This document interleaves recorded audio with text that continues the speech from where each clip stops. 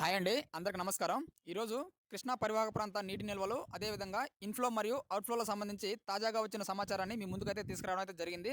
కావున ఈ వీడియోని చివరి వరకు చూసి వచ్చిన సమాచారాన్ని తెలుసుకునే ప్రయత్నం అయితే చేయండి. వివరాల్లోకెళ్ళినట్లయితే కర్ణాటక, మహారాష్ట్రలో కురుస్తున్న వర్షాలకు ఆల్మట్టి, తుంగభద్ర డ్యాములకైతే వరద నీరైతే వచ్చి చేరుతుంది. ఈ నేపథ్యంలో ఎగువ నుంచి వస్తున్న వరదను దృష్టిలో పెట్టుకొని డ్యామ్ అధికారులు ఎప్పటికప్పుడు వచ్చే నీటిని వచ్చినట్లు దిగువకైతే విడుదల చేస్తున్నారని. అయితే దీనికి సంబంధించి జలాశయాలలోకి వచ్చే వరద నీరు ఇన్‌ఫ్లో మరియు అవుట్‌ఫ్లో ఒకసారి చూసినట్లయితే ఇందులో ప్రధానంగా ఆల్మట్టి డ్యాంలోకి బుధవారం రాత్రి నుండి వరద ఉధృతి బాగా పెరిగిందని అధికారులు అయితే చెప్తున్నారు.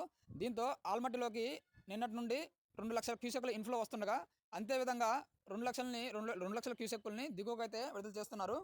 దిగువకి విడుదల చేసిన ఈ నీరంతా నేరుగా నారాయణపూర్ ప్రాజెక్టు నుండి జూరాల్లోకి చేరుతుంది.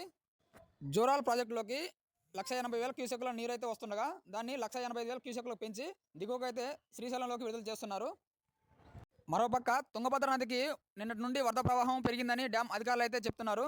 దీంతో తుంగభద్రలోకి 91,000 క్యూసెక్కుల ఇన్‌ఫ్లో వస్తుండగా 20,000 క్యూసెక్కుల్ని 10 గేట్లు ఎత్తి దిగువకైతే విడుదల చేస్తున్నారు.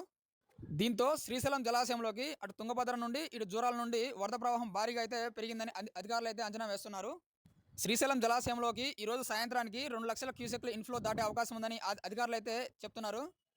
ఈ నేపథ్యంలో జలాశయాలలోకి నీటి నిల్వలు ఒకసారి చూసినట్లయితే ఆల్మట్టి డ్యాంలో పూర్తిస్థాయి నీటి మట్టం 129.8 టీఎంసీలు కాగా ప్రస్తుతానికి 99.2 టీఎంసీలు నీరైతే నిల్వైతే ఉంది.